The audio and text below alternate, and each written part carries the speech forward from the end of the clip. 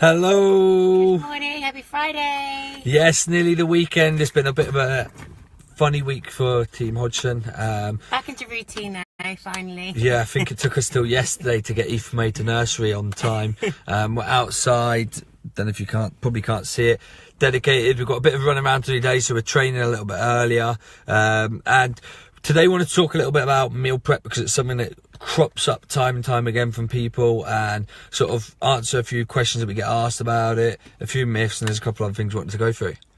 Yeah, I guess like sort of social media, you probably see it like all these like Tupperwares, people who are like probably eating every 2 hours because they feel as if they need to. I've been guilty of that. And in reality, do we do that? No. And it's something that like can almost put like barriers up to people because people, pressure. Yeah, it's pressure. Like, I don't have time to sit there prepping 6 meals a night.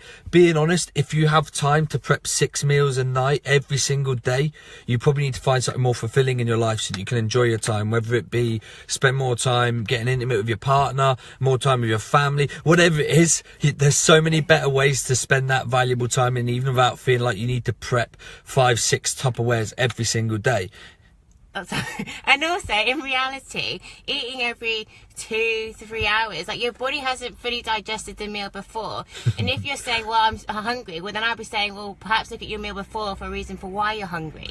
Yeah, and then, like, if you're really, really one of these people who wants to bring food to work because it stops you going to the shop and picking the wrong sorts of food, totally cool. What we always say to clients, the easiest, most simple way, it's going to require maybe 30 seconds extra time, is make more at dinner the night before. Simple as that. It doesn't need to be any more complex. Make an extra portion at dinner, put that in a Tupperware, and if you want to put a photo up on social media saying #meal prep and all that sort of jazz, that's all you need to do. You don't need to bring like 5-6 Tupperwares with you to go out for a date in order to eat healthy. And you know, if it doesn't suit your lifestyle, like prepping, even cooking an extra meal or for whatever reason, and prep for the win. Shane Nugent's like one of the most, if not the most knowledgeable people when it comes to nutrition, so if we're getting some love from him, we must be saying something right. And this doesn't relate to kind of like if you work, you know, the next day and you're kind of making your lunch or your breakfast. It doesn't relate to that. This relates to kind of like all these like Tupperware gurus who feel as if they need to take like 6 Tupperwares because us everyday normal people kind of feel like and Scott Francis, the two diet kings. The pressure that we have to do it, and it's just not relatable. Like, it really isn't. And if like you have a busy life, you feel as if like you feel guilty because you see these people kind of doing all these Tupperwares and you think, hold on a minute, am I doing something wrong? In reality, no. If you need to buy from a shop, do it. If you're tracking, scan it into MyFitnessPal. It doesn't matter. You're still going to get the right macros if you're tracking.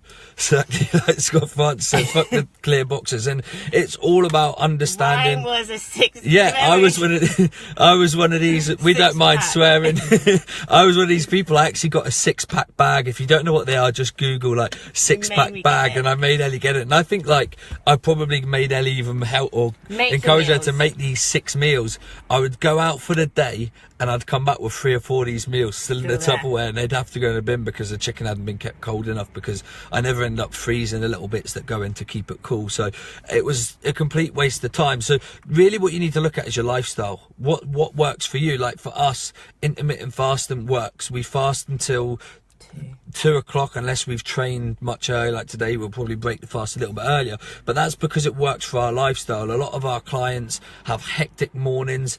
Trying to throw in the thought of having like a breakfast doesn't work for them, so we just say, well, then we encourage fasting because it's going to fit your lifestyle. Also from a perspective of if you're in a calorie deficit, you're going to try and hit your calories in a smaller time frame, so should make it much easier when you're dieting, because mindset wise you're not like, oh, I'm eating this meal and then it's like you're waiting for the next meal. It's like, do you know what, I'm fasting until like lunchtime, I'll have another meal, and then I almost have 3 meals within 6 hours. It's much easier psychologically. So it's about finding what works for you. If prepping 6 meals every single day is going to work for you, by all means do it, but don't think that because you're on a diet, and also don't think because you're on a diet your body's going to skip the whole process of digestion out. It won't.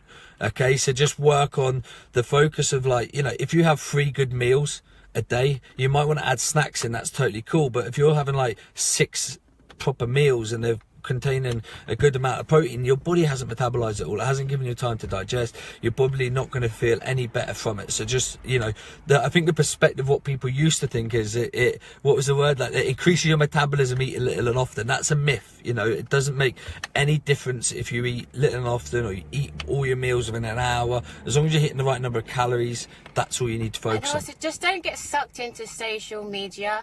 Let's just go back to basics. Let's go back to what really actually happens with the body, okay? And like Ryan said, the body hasn't digested the meal yet. So in reality, if you're feeling like, oh, I'm so hungry, like an hour later, well, I'll be like thinking, okay, what did I last eat? Because perhaps that wasn't fulfilling enough. It doesn't mean you need another big meal. And don't just eat meals, or you're not drinking enough water. Don't just eat food for the sake of it, because social media is telling you that you should be. And that's pretty much all we wanted to cover today, because we get asked so often, like, you know, I really want to get eating healthier, but I don't have time to prep a meal. We get it. You know, we don't, it's not necessarily that we don't have time. We just choose that we'd rather spend our time on better things. Got washing everywhere. We don't have time to be cooking like tons of rice, tons of chicken. You know, we just, reality is we don't. Yeah, and the Tupperwares are just a nightmare. So for us, these are the lids. we do. We end up with about 15 Tupperwares and 2 lids, and then it's like when we are literally like on the move somewhere, we need to find them. Yeah, we're like rummaging through all the cupboards for the lids. So you know, it's find what your. Thank you, Scott Varts has shared it. Love it. So just find really what's going to fit in with you. If you're working in office all day and you find that, you know, there's constant sort of temptation around, then perhaps, you know, if that, I normally say to people, you need to perhaps work on your mindset so you don't give in to temptation, but have something in your drawer. Have something quick and easy in your drawer that means that when everyone else is going for those sausage rolls or those cakes and you know you can't fairly fit it into your nutritional goals, you can then have that healthy snack without feeling like you have to sort of have this Tupperware in your, you know, there and put it in the microwave and sit there eating this, stinking the whole office out. It doesn't have to be like that. Find what's going to work for you and give it a go. To be patient with things. So like if you're somebody that's going to try fasting, you need to give it a bit of time. You need to understand that, you know, it's not going to be an overnight thing if you're used to eating in the morning, because a lot of what we do is habitual. Without a shadow of a doubt, a lot of the reasons why we will gain weight is habitual. We fall into habits of eating at certain times of day. We fall into habits of picking at certain foods. Like we got into a habit of having cereal every night, and now we've kind of stopped it. It's like, why was the eating cereal? Like it was just habit. Like, and it did still fit our nutritional goals, but it was just unnecessary. Yeah, and you just need to look at your habits, assess them, find what's going to work for you. Give yourself like 28 days at a certain diet, what's going to work for you, whether it be meal prep. If that is something that you want to do, give it a go. But if that's adding stress to your life, please don't do it. And that's one thing that Ryan and I want to do, especially with these sort of live videos, is we want to kind of take away the pressure of your life and take away the stress. And so if we can kind of share something like saying you don't have to meal prep, and is that going to take away pressure for you, then that's an added thing. You can then relax and you can focus on something that's more of a priority in your life, that's going to kind of be more worthwhile. Yes, and you know, it's not saying don't have a bit of an idea of what you're going to eat, because you know we look at forward planning, definitely. Yeah. So if anything you want to focus on in terms of prep is maybe track in advance if you can. Yeah. Okay, that's pretty much all we wanted to cover today. We hope you all have a good day, good weekend. We will be back on Monday morning again with our Good Morning with Hodgson, Monday, Wednesday, Friday at 8:40. We're going to try and cover topics that we get asked. Pardon? Say Thursday or Friday? Monday, Wednesday, Friday. Oh yeah, sorry.